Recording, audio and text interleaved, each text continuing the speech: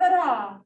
All right, so welcome. This is the first Beit Midrash of the 2021-2022 season. Yeah.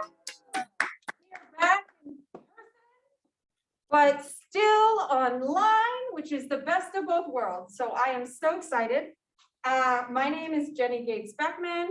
I work for the Jewish Federation of Omaha, and we have brought together all the community's clergy for this weekly house of study. And spread the word. It's every week, except when it's not, which we'll hear about in a second. And you can either be in person or on Zoom. I think it'll be a great experience both ways. And let me know if you have any questions about the process. Also, I want to point out, if you're online, you can't see this, but Mark Kirchhoff is over here, like next to the camera, and he is the #2 most important person in this whole operation. He makes sure everything operates very, very smoothly. So I want to thank him in advance. Tonight we have a great panel, and this is because we're starting a new year. I thought we could do back-to-back panels with the same topic, but different clergy. So you're going to have 3 and eventually 4 clergy tonight, and then next week we'll do 4 brand new clergy, same topic. So we're excited to get started. And beforehand, I want to point your attention to Jamie Skogberk, who has a bit of announcement for after these panels. Yes, so first of all, thank you for joining us. This, I think, is this Beit Midrash is one of the greatest offerings that our community has to offer, and it is such a unique and amazing experience. So thank you for being part of this. I also want to let you know that in 2 weeks from now, so on October 20th, there is a short pause from our weekly learning to engage together in a cultural experience. We are part of the Partnership Together program, and we've been in partnership with 16 other cities for 25 years in support of the Western Galilee in Israel. And prior to COVID, there was a group of 4 select musicians representing the United States and Budapest that made a trip to Israel and played orchestral music together in the partnership region. And on Wednesday, October 20th, we will be hosting one of those musicians from Dallas, Texas, Gary Levinson, who's going to be coming and playing one of the inaugural concerts in our new Alan J. Levine Theater. And so we would love for you to join us for that gathering. It's going to be a night of music and partnership, highlighting the wonderful sounds of our amazing violinist and his wife, and highlighting the impact that the partnership has had both locally and abroad for over 25 years. It will be streamed, so you can join us virtually, but we also encourage and invite you to come and see the new space in its wonderful beauty together. So may the rest of the evening turn into wonderful learning, and thank you for letting me have this few minutes for my shameless plug for you to join us at an upcoming event. Thank you, Jamie.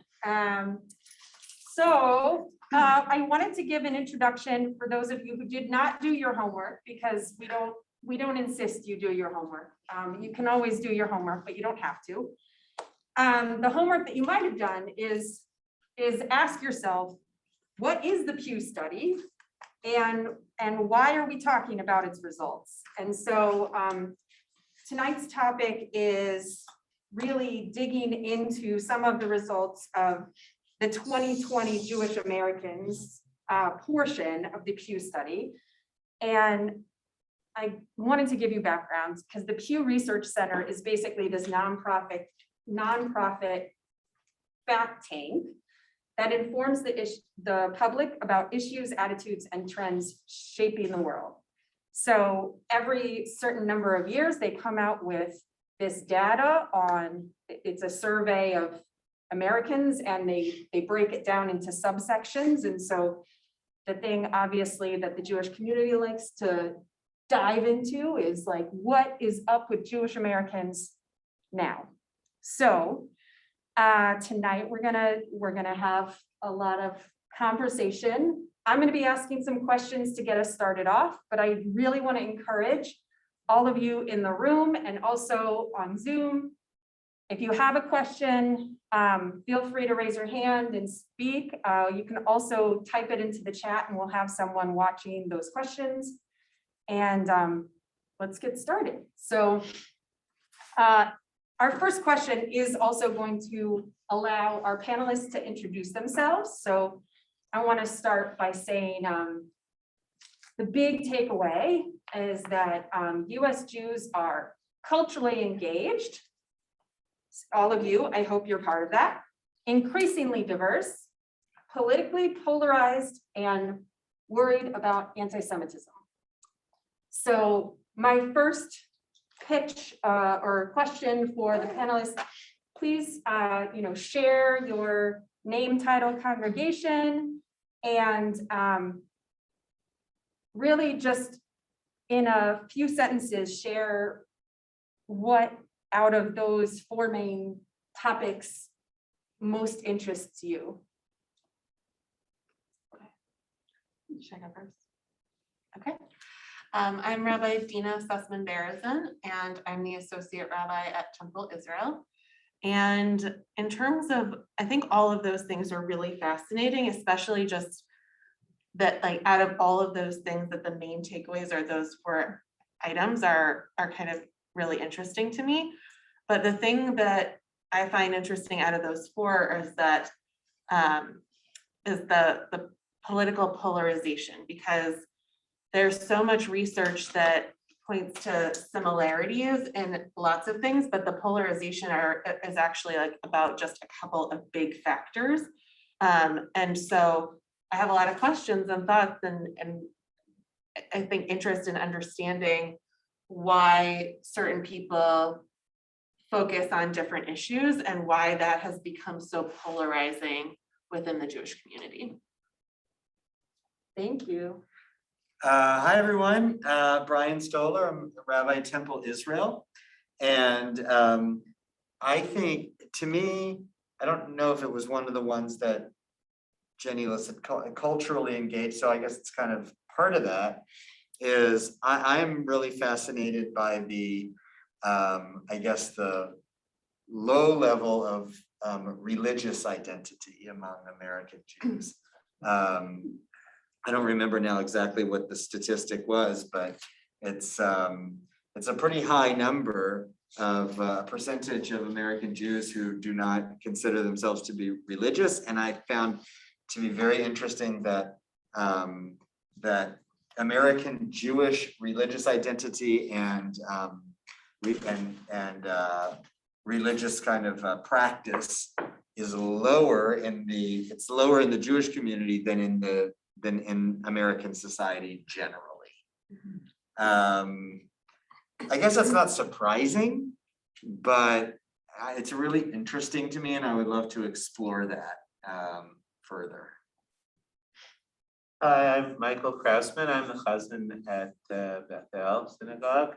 To me, I think the thing that is most interesting, and all these topics are definitely interesting, is the idea that we're becoming more culturally diverse. I don't know, was that a choice? Oh, good. It's just fascinating to me that, at one time Jews were, while they were Ashkenazi or they're Sephardi, in terms of the way we thought of ourselves, we never, I guess, growing up, or maybe, just for where I've been, the idea that Jews are so ethnically and culturally diverse is really interesting, and something that perhaps we don't really embrace. We just kind of say, oh, you go to shul and, oh, look, there's a person in the shul who is clearly doesn't look like everybody else in the shul. And how we react to that, whether we ignore it or pretend it's not a thing, is something that, is something I think that bears thinking about and finding ways to kind of embrace that and perhaps, learn from it and perhaps capitalize it in a way. Thank you. I'll mention that our fourth panelist, Rabbi Dembitzer, will be joining us on a delay because he has to wrap up Binyan, but after that, he'll be on the panel and he'll be contributing to the answers. I'm sure Rabbi Dembitzer agrees with everything the three of us say. For sure. So I kind of want to piggyback on what you said, Hazzan Krausman, about the diversity. So the takeaway that was in one of the articles that we shared that you could have read was similar to the overall US population, Jews appear to be growing more racially and ethnically diverse. And this is around 9 in 10 Jewish American adults identify as non-Hispanic white, although Jews ages 18 to 29, that bumps non-Hispanic whites raises to 15%. And some separate studies that have been done by other groups in the Jewish community suggest that it's really between 15 and 20% of the Jewish community in the United States is non-white. And not non-white is a very large encompassing term, right? This is all different backgrounds and all different reasons, but largely one of the biggest things is marrying people of other backgrounds and faiths. One of the other elements that I think gets forgotten is how many Jews of color have been part of our community for quite a time. So I'm curious what all of you think about seeing these numbers. Do you feel like we are witnessing this in Omaha, or do you feel like this is more of a national average that we don't necessarily experience? I'm curious. I have my own thoughts, but I want to hear from you first. Who wants to go first? Well, since you're in the middle, Rabbi, both of us are staring at you. Oh, staring at me. I'm just looking at everybody. I was surprised by that number, actually. That's higher than what I would have expected. I think that here in Omaha, in my experience, I've been a rabbi in two places, here in Omaha and in the Chicago area. In Omaha, our community is more diverse than the community in the North Shore of Chicago, where I was, for sure. But that said, 15% still seems like really high. I wonder if where we fit in Omaha kind of, in that average. But I think it's a really interesting and exciting kind of trend in American Jewish life, and is certainly it presents a call to us as Jewish leaders and as congregations and community to rethink basic assumptions about who it is that are part of our communities, and how do we have to intentionally create create a sense of belonging, help people who are maybe not we're not accustomed to seeing in our ranks, to feel a true sense of belonging, which as I know Rabbi Berezin will be able to speak about better than I think it requires us to make space for different kinds of narratives and different stories about what it is to be Jewish.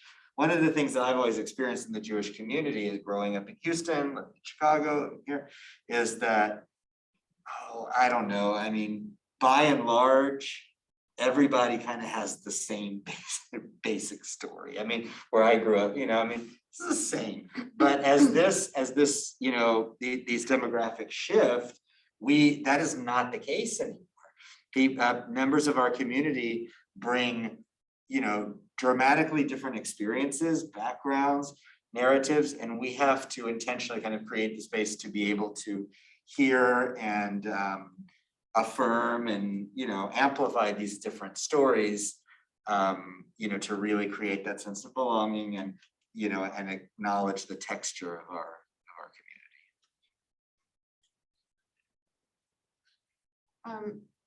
community. It's interesting. I'm actually not surprised by that number.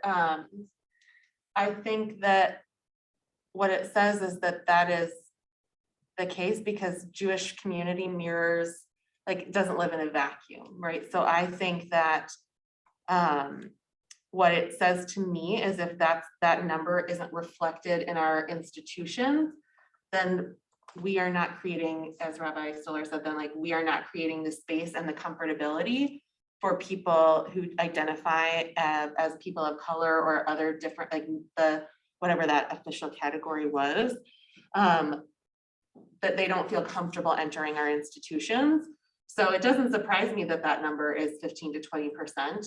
And I think it will continue to grow.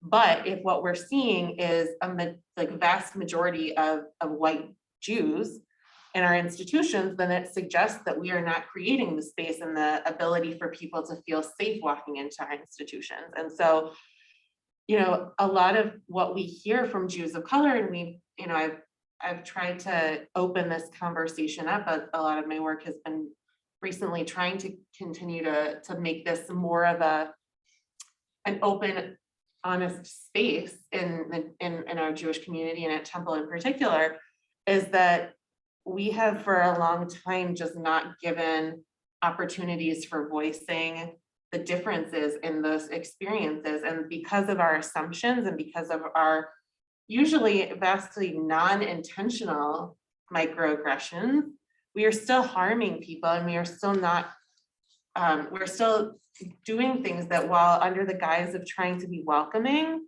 sometimes come off, as we heard from some of our guest sermon series people that we had at Temple in the spring, when you say something to the effect of when somebody walks in the door, oh, are you new here? Or is this your first time at Temple? Or have you ever been in a synagogue or something to that nature? Well, a lot of people assume that that's a welcoming thing to say oh, I've not seen you before, you must be new. And there's assumptions made because we're trying to not feel like people are just standing in the doorway without being spoken to.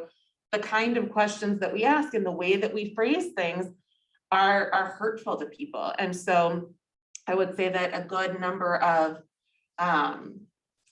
people in our community, in our communities, in the Jewish community plural, not just in Omaha, but we've heard this throughout the United States in general, have not felt for many, many years now comfort in coming to our spaces. And so it doesn't surprise me that that number exists, but it tells me that we have an immense amount of work to do.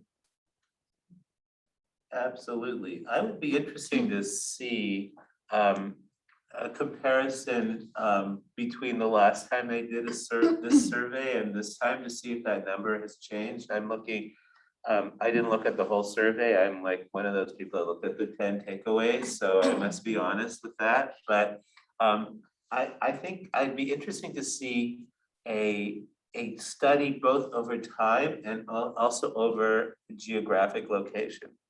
So, similar to Rabbi Stoller, I grew up in Toronto. In Toronto, there's a large Sephardi population and a large Ashkenazi population, but all the Ashkenazim, except for the dress that they might wear, we have different flavors of Hasidim, but basically all Ashkenazi Jews either have, if they're male, they either have a beard or they don't. Otherwise, they all pretty much look the same. So if a person of color were to walk into the synagogue that I grew up in, there's no way the usher would hand him a tallis. that just, there's no way that would happen. And I think in Omaha, we're getting to the point where we are offering these people a tallis. That's my measure of, when you welcome somebody into the synagogue, the person at the door, if they assume that they're part of the Jewish community, they offer them a tallis.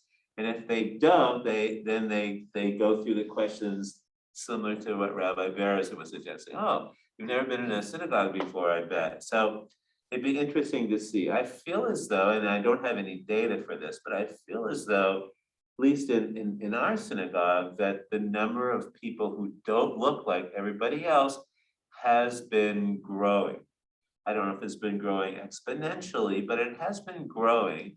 And I think it's the kind of thing that people kind of learn from the experience of having others in the room. If there's one non-white person in the room, that person is gonna it's gonna be hard to make that person feel comfortable. And I feel like we're starting to get better and better at that as time goes on. So perhaps, maybe Omaha is more of a welcoming community than the community I grew up in, or perhaps I think people are just starting to face the reality that people don't all look the same anymore. And people are not, Ashkenazi are not all automatically marrying another Ashkenazi Jew, which is probably a good thing for stuff like Tay-Sachs. But in the bigger picture, it means that we're not all gonna look the same anymore. So I think this is gonna be something that either we have to confront or not, but it's not gonna get less. I think it's something that's gonna increase over time.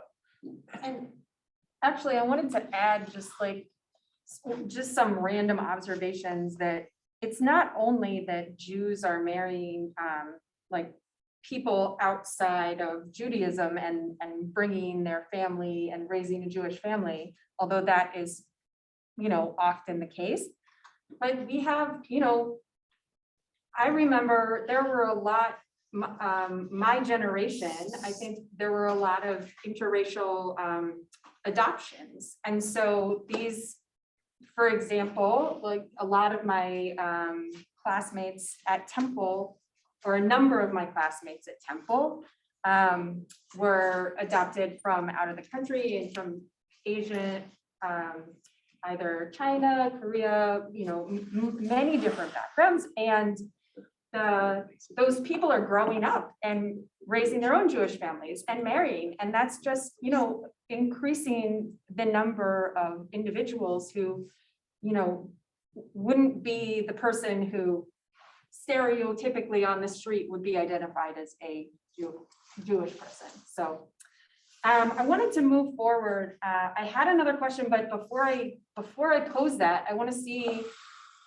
does anyone here have a question? Is there one in the chat? Yeah, there's several different comments. Several. Can you pick?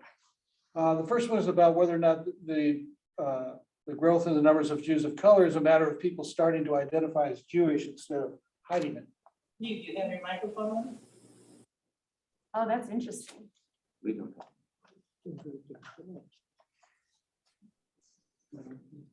Does anybody want to address that? I'm not sure that I'm qualified to answer that, but I'm not sure. I don't know if it's, but I imagine that it's has to do with the ways in which the Jewish community is expanding, and as for all the reasons that Jennie just said. What was the question? Sorry.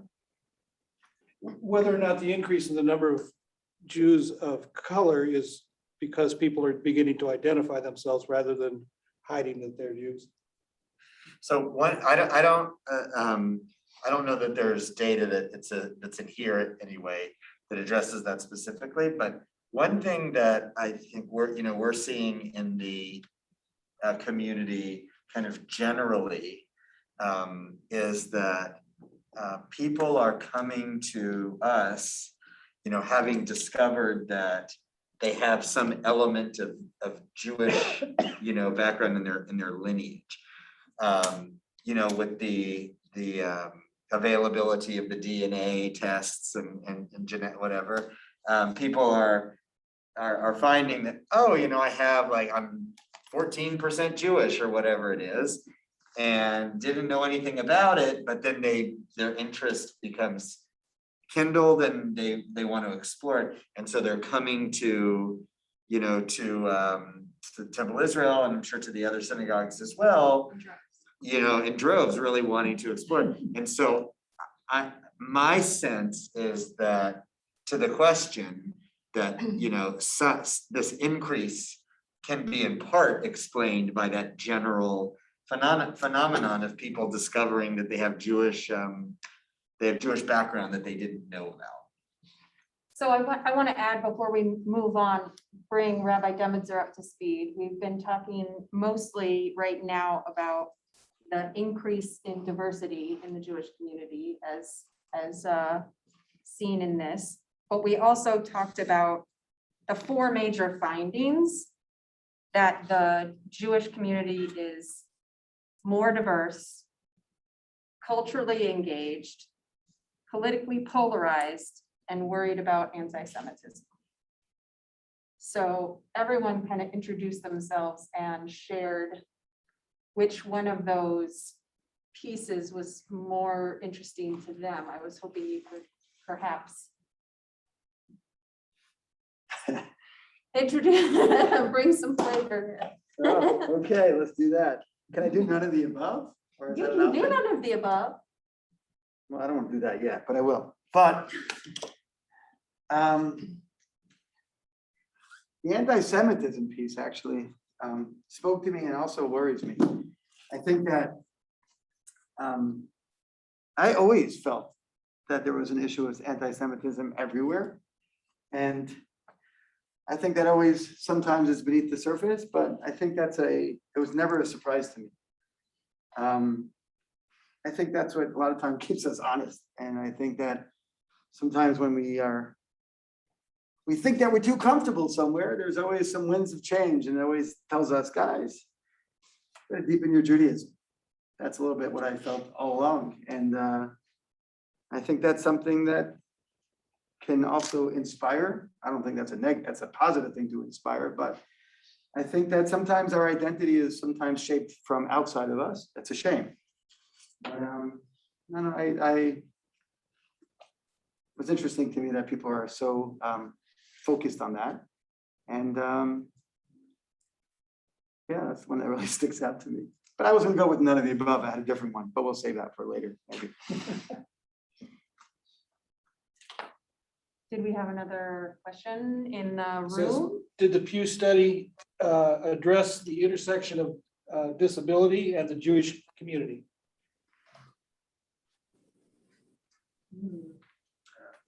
I don't recall seeing that. So I should have prefaced this by saying that this is not necessarily a panel of experts on the Pew Study, but this is. Give us a few minutes. Become experts. It's not one of the 10. I mean, I didn't see it I think mentioned. those I are- think disability Yeah, is no. one of those issues that is underrepresented in polling. And really one of, I can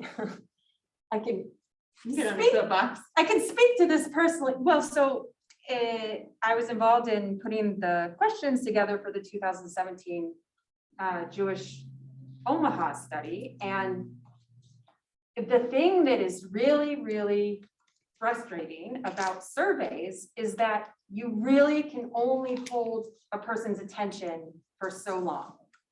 These are surveys that are either online, by phone, in whatever format it is. You have to narrow what questions you're asking. And I would add that also, it is often the most valuable to have questions that you can compare to previous surveys. And obviously, I think disability issues are something that have only increased in, I feel like they've received increased attention as time has gone on, because more people have realized how it really affects the whole community and their all different types of disabilities. But I would pass that along as one of the things that's probably not as well addressed as it could be. Did I see a hand over here before we, yes, yes? It took me 10 years to get over being guilty for leaving Jesus, which is something maybe you guys don't get. Jewish guilt? That was good.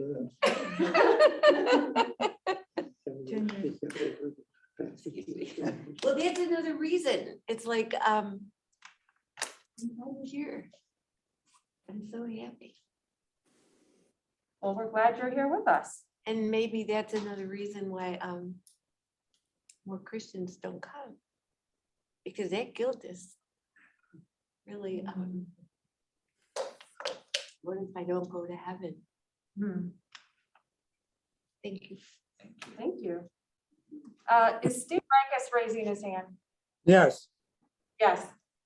I'm gonna take a little different turn here, and I don't know, but I'm gonna say it.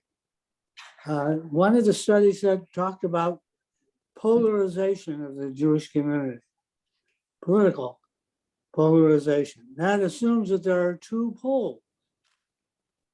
Given all that has happened, how can any American Jew, whatever their politics may be, support Donald Trump and his lie that the election was stolen from him?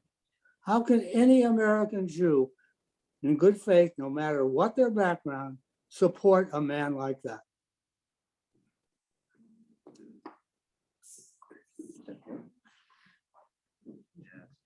So Hazzan, did you find the answer to that on the internet? No, I don't believe there is an answer to that question on the internet. I think you could probably, actually, there probably are as many answers to that question as there are answers that would refute the hypothesis of that question. I think that as in all things, if you have 5 Jews in a room, you're gonna have 10 opinions, and that's just the way we roll. So I don't know if that's a good answer, but I think that's just the nature of how we are. You know, you say kiggle, I say kuggle, but you know, we're hopefully all Jews at the end. And as far as how people can hold the political views they hold, I think people on either end of the spectrum would ask the same question. So I'm right there with you, Steve, but I don't think that there's an answer to be found in the Pew research. I don't think you understood my question. I'll reframe it. It's not politics. There's all kinds of different politics and opinions. But when the very essence of our democracy is at stake, and that is what is at stake right now, the very fundamental basis of American democracy, which has meant so much to the Jewish people. When that itself is at stake, that's not politics, that's not opinion. It's a dangerous, perilous reality which we are now beginning, hopefully, to pay attention to. Well, I thought what the study does say, and the study doesn't address the like that directly, but it is that God calling? That's Steve. What the study does say is that the American Jewish community has become increasingly polarized between Democrats and Republicans, and that in the dividing line that they articulate anyway is the Orthodox community and the non-Orthodox community. And they say the data is that something like 80+% of the non-Orthodox community supports Democrats, and 75% of the Orthodox community supports Republicans, which I thought was an interesting statistic. So they don't go beyond, I think a major issue there that they do identify was Israel, but they don't go into much detail beyond that. But it would be kind of interesting to see, maybe to talk about kind of what are we seeing in our respective communities, because we represent, different branches within the Jewish world. Well, I would say that I have never, within our community, I think that the majority, probably the vast majority of the people that I come in contact with tend to lean more in a liberal direction. But I have never been in an environment where one has to be so careful about saying something that, God forbid, isn't part. That if you say something from the pulpit, thank God I only have to say stuff that's in the siddur. And that was written a long time ago, before there were Americans. That can be misconstrued also. That can, but I'm fortunate in the number of people who understand what I'm saying. So I don't have to worry about that. But anytime that anything is said from the pulpit, and I think the rabbis can speak to this more than I can, that there's such a danger of being perhaps offending somebody or literally being excoriated for perhaps leaning to one side or the other. And that to me is disturbing, that not only is there a polarization, which is very disturbing, and not only is there this danger of being so careful of what, God forbid, you should say something that could be construed as a political opinion, but that within the community, there are Jews that will not talk to other Jews because they're members of another political party. And that to me is horrible and the worst part of the whole situation in my mind. And I think that is something that we need to work on more than anything else. Steve, I'm not sure that we're addressing what you are addressing, but I'm not sure you're addressing what the Pew Study is addressing. So is there a question that you had? Yes, the question was polarization. Well, and the study did find, I know you were trying to state some of these numbers. It's interesting because in the 2013 study, it was only 57% of Orthodox Jews that identified as Republican, and now it's up to 75%. And so there has been a movement, which is really interesting. And I'm curious if you've seen that, Rabbi Ari. Has that been noticeable in your world? Yes. So to Rabbi Stoller's point, I think it's mostly based on the political parties' seemingly support of Israel. I'm just going to echo what everybody else is saying at the risk of sounding extra, which is fine. But I am a very strong believer that our number one, no matter which synagogue you go to, no matter which denomination, no matter what your politics are, our number one goal is to seek out what is it that the Torah, i.e. God, wants from us.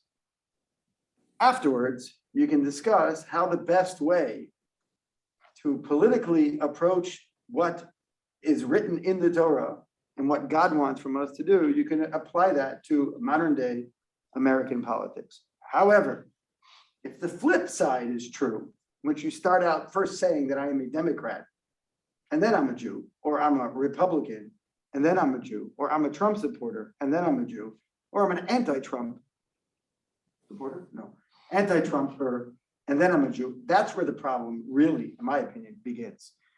Judaism is based on disagreeing. That's what the Talmud is. We're supposed to disagree. That's what makes things fun.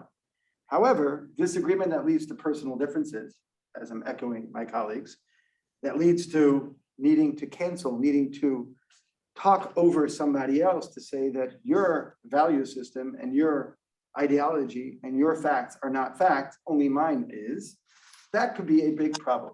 In the past, I've spoken about, probably even here, that there's a statement from the great Rabbi Shimon Bar Yochai. Who's Rabbi Shimon Bar Yochai? A great Tana, a great rabbi, who was incredibly zealous and incredibly strong ideals. And he believed that a person should sit and study Torah all day long. Question is, how can a person make a living if they sit and study Torah all day, right? What's the answer? Become a rabbi. Or that other people support it, right? So that's my pitch. I'm kidding. So the Talmud says, well, Rabbi Shimon Bar Yochai is true what he's saying, but we have a dissenting opinion that says you need to make a living. So the best thing to do is to make a living and study Torah and to be attached to the ideal, but you need to make a living and be practical. So then the Talmud, and really the explanation of this Talmud is that many people have tried doing what Rabbi Shimon Bar Yochai did. Hazzan Krausman tries to sit and study Torah all day and all night. Is that true? Well, not, I take meal Future. breaks. So people have tried to study Torah all day and all night, but they were not successful. And what happened was they became poor and destitute, and they became ignorant, meaning they didn't end up studying Torah, and they didn't end up making a living, and it was really sad. But Rabbi Shimon Bar Yochai was very successful. And the way that they explain this Talmud is that Rabbi Shimon Bar Yochai is talking about a very, very specific personality. However, most of us cannot just stay and study all day, meaning we can't just be an ideology. We can't just be opinions. And therefore, what we need is to also do mitzvos. In other words, we also need to engage in the world. We also need to help each other out. And what happens is, when I engage with other, when I give to other, when I even accept from other, all of a sudden my brain or my identity is not who I am necessarily, but I become a little bit more than just my opinions. And I think a lot of what we have to do to heal the society, which it seems like, I think we might be slowly heading in that direction, is to understand that it's true we're supposed to have strong ideologies, and it's true we're supposed to have strong political opinions, but we also have to understand that we're part of something larger than just our political opinions. And we're part of a community, we're part of a nation. And that means, translating practically, when I'm kind to somebody else, when I do for somebody else, I start understanding somebody else. So it's true, Orthodox Jews, according to this Pew Study, and I trust it, according to this Pew Study, does believe in the Republican politics more than the Democratic politics, for the most part. And for the most part, the numbers are increasing. I believe it's strictly because of their stance on Israel. However, I don't think anybody in this room or in that room even know what my politics are. Why is that so? And I do have them. Because that's not the first thing that comes out of my mouth. It may not even be the 10th thing that comes out of my mouth. It might be the 11th. Maybe we'll get it. Still not sure I answered your question, Steve. Well, I want to make sure we also address other issues that people are interested in Oh, man. discussing. So I'd love to move on. Do we have another question? Ken has his hand up. Ken has his hand up as well. Ken, you got a question? Yeah, can you hear me? Can you hear me? Yeah. Okay. I would like to know more about the young people under 30, whether they belong to a Jewish synagogue or not. Whether, I mean, sometimes they call them the nuns, N-O-N-E. I mean, I think this is in the Pew, somewhere in the Pew Study about the number of Jews below 30 years old or 33, 35. Is it increasing? Is it decreasing? Reasons why? And I can address that. Can I address that? You mind? Can I address that? Yeah, okay. I I'd think like all the people here in the panel to address that. The rabbis, I'm totally fine with that. Just gave you. Well, I'm sorry, Hazzan too. Hazzan also. I actually, you know, I'm very, I'm not shy. So I'm gonna put it out there that I think everybody should become Orthodox, okay? Is that okay? No, you're supposed to laugh. You're supposed to laugh. Why do I say that? Okay, good call. Okay. So I mean, what did stand out is this trend that actually the younger you go, the more the percentages of Orthodox Jews there are in the overall percentage. And I think that there's a lot of, I'm not gonna boast that number because it's still a very low number, but I think that there's a lot of talking points here because I think that it speaks to something that is challenging for today's generation. Today's generation, there's a lot of feeling of what works for me and what makes me comfortable and what do I want in this world. And sometimes the question about what is my responsibility in this world is not the first question that people ask. And I think that Orthodox Judaism in its ideal, we're not speaking about the less than ideal, really speaks or asks this question a lot. What is my responsibility? As an Orthodox rabbi, I believe so strongly to make sure that the values of yesterday are being upheld, preserved, sanctified to be able to pass it on to the next generation. And I think there's a lot of different reasons for the percentage that I did see about that particular age group in, I guess, Orthodox Judaism that seems to be going up. And I think there's a number of reasons for it, some practical reasons, perhaps because a lot of Orthodox Jewish families, there's a lot more children, people having larger families. There's definitely an element of that. But I also think of this Well, yeah. idea. What's that? Oh, yeah. Well, I've heard of that. Yeah. Which is true. But I think also it speaks to this value system that I impart on my children, that my parents have given to me, which said, Ari, the second word we say in the morning when we wake up is I. It's the second word. The first word is moda, which means humility, gratitude, grateful, know where you come from. Because if you know where you come from, you'll be able to direct people after you to know where to go to. So I'm not sure if that was the answer you were looking for, but I think Well, very positive. I appreciate your comments. I would like to hear from the others on the panel.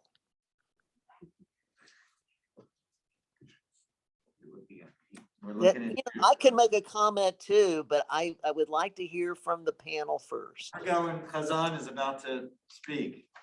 And so it is true that there is less, it seems, according to the Pew Study, there is less affiliation among younger people. That's not a trend that is only seen in the Jewish community, but it is a trend that we see over all communities of faith. There is no question that that while the numbers of the Orthodox community are higher in terms of affiliation than among young people than there are of those who are not part of the Orthodox community. And I think this birth rate alone cannot totally explain that. I think that what people are looking for is to find meaning, and perhaps it's a challenge. It's a challenge for those of us who grew up in a position where we didn't feel as though we had no choice in terms of whether we were part of a particular community or not. But people who feel as though they have a choice sometimes choose not to become affiliated. And so probably it's a challenge for those of us in liberal communities to perhaps increase what I guess Rabbi Ari would call tachlis, which is the content to what people find when they do come and reach out to us. So that's certainly a challenge that we have to provide. And it's if I had a super easy answer to that, then I bet you I would get a lifetime contract from my shul. And I would get smicha from Rabbi Ari, and I would be Orthodox, so then I wouldn't have to deal with it. I think you probably get a lifetime contract for all the shuls. Probably. Can you give me the answer to that question? Right. Yeah, the data in the Pew Study talk about in that age group, Ken, is that those individuals are kind of overwhelmingly going in one of two directions, either toward orthodoxy or toward no religious identity at all. Right. The why is, I don't think that the study kind of explored that so Do much. we, Rabbi, I hate to interrupt, and this is for the whole panel. Do we need to explore that and talk about, as Jews, why this is occurring and what are we going to do about it? Yeah, we definitely have to, because All right. so among that population, it's those things. It's also that population is much more ethnically diverse, you know, than older populations. And that population also, I think the study said, you know, even if the study didn't say it, we certainly know this, that the relationship with Israel is more complex for them than it is for older generations. There's much more interfaith. I mean, that group that you highlighted are the drivers of change in the American Jewish Yes. landscape. And so absolutely, we have to explore this. I'm particularly concerned about the religious, like I said at the beginning, the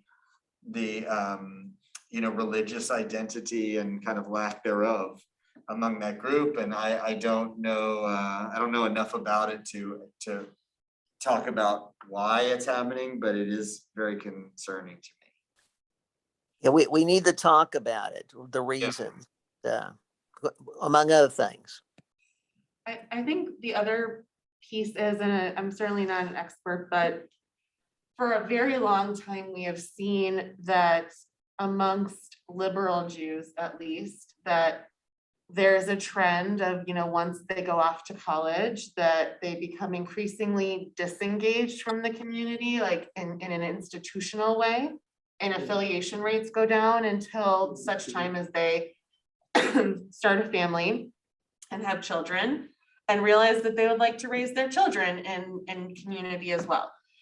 Overall, the study doesn't address this, but we know that the time in which people are getting married and having children is going later than it had been for a number of years. Oh, So whereas people for many generations, were having children in their 20s, I would say there's a large majority of people who are moving towards having children maybe in their 30s, like late 20s, early to mid 30s. And so I think that affects affiliation rates as well in terms of how people identify, because if they've kind of disengaged from synagogue life, then they may not be willing to say that that I'm a reform or a conservative or whatever Jew, but just to say I'm Jewish, right? I'm just Jewish, or I'm not sure what I believe, but I do identify as Jewish.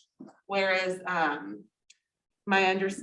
think that that's a trend in liberal Judaism, and I can't account for all of this, but I do believe that it can account for some, because there's certainly lots of evidence to say that, we see people in their early 30s all of a sudden realize that they have children and they want their kids to go to religious school, or they want to go to Talk Shabbat, or they want to go to those pieces, and then they re-engage in synagogue, and then they may be more willing to identify in the post-30 age category. But now I'm a conservative Jew, or now I would identify, if you asked me 5 years later, as a Reform Jew. And I have to wonder if that's part of the equation as well. I'd love to add a couple of things that would also kind of neatly tie this up for us, because we are getting to near the end of our time. Yeah. I do want to say, this category of Jews of no religion, it covers a wide array of individuals. It covers atheists, agnostic Jews, but also those who have been raised Jewish and consider themselves Jewish culturally, but just don't affiliate. And that speaks to this cultural engagement piece, which was another huge part of the findings, that there are a lot more ways to engage Jewishly now, I imagine, than 50 years ago. And that a lot of new ways, just because there are new ways to engage with community, engage with one another. And so I think one of the pieces of what we'll be exploring throughout the coming year is different elements of what Judaism looks like. What is cultural Judaism? What is exploring different texts? And the beauty of that speaks to another piece of the survey, which is that we have, representatives of every denomination on this panel today and involved in this series. And I think it's a very, it speaks highly to our community that this is something that's possible. And so I just want to thank everyone for your participation, not only tonight, but in this entire series, because this goes against some of the national findings, is that, you know, in our community, we try and build some bridges across these denominations. And I think it'll be exciting to explore more as the time goes on. Can I? It's okay. 30 seconds. 30, I mean, That whole minute. that's such chutzpah. I come a half hour late and I speak for 45 minutes somehow. So Ken, you brought up a very good point. Ken, you with us? Okay, muted. Yeah, Okay. yes, Okay. yes. You brought up a very good point. The question is why, right? And I think there's another part of this study that actually addresses that, and that the rabbis mentioned the idea of meaning. People are not finding meaning within their ritual practices in Judaism. Now, I don't know that that's the case for Orthodox Judaism, but the question is, and I think this is a good starting point, why not? Why are people finding meaning in pets more than in their synagogue affiliation, their spiritual connection? And why is it perhaps, and I have a few answers, but that's when my chutzpah runs out. I'm not going to say my answers, but the question needs to be addressed. How come we're not offering something, whether it's not us or maybe it's just a generation, that is more meaningful, that's saying, this is who you are. Why are you running away? Your pets are awesome. I have a dog. Her name is Ruby, but my Judaism comes first. Well, can I just say something? What people find, they're in part of the study is that people have a lot more meaning In their in their pets. pets. Yeah. I am offering an invitation to have further conversations on this. I'm willing to go to Zoom or any synagogue to have further conversations on a variety of issues that Jews need to talk about. So I'm offering that invitation. What? If I could say, I just want to say one thing about what Rabbi Ari said, that what I heard I actually, I think I got an insight from what I heard in your remarks, in kind of connecting, you know, Jewish meaning, and you said, this is who you are. And I think that among the younger generation, like the who you are aspect is essentialist in the sense that, like, it's I hear anyway, I am part of, I have this particular ethnic identity or cultural identity. And that's, you know, and sociologist Sid Schwartz did some great research on this, where he talked about, he calls that kind of tribal Judaism, you know, a connection to being part of this kind of people or nation, which has been Judaism for many, many, many, many centuries. But his research found that in the millennial generation and afterward, those tribal connections are basically non-existent anymore. And I think that lines up with what these data are finding about, you know, the increasing diversity and ethnic backgrounds of members of the Jewish community, and the multiculturalism of American life, and the high rates of intermarriage. All of that has weakened tribal identity and tribal bonds. So to the extent that synagogues and Jewish communities are presenting a Judaism that's essentialist, meaning it's how you're born or who you are, that's not going to resonate with the younger generation. What younger generations, I think, resonate with is content and avenues for connection to meaning and purpose that's not related to their essential, you know, their cultural or national kind of identity. So that may be something Right. to explore, you know. Yeah, we need to keep exploring that. I agree. Yeah, wonderful. Thank you. Well, thank you all for joining us tonight, and that is officially the first Beit Midrash. Congratulations. All right. Very good. Next week, same time, same place. Same place. You didn't ask for your question. Yeah. That was the best.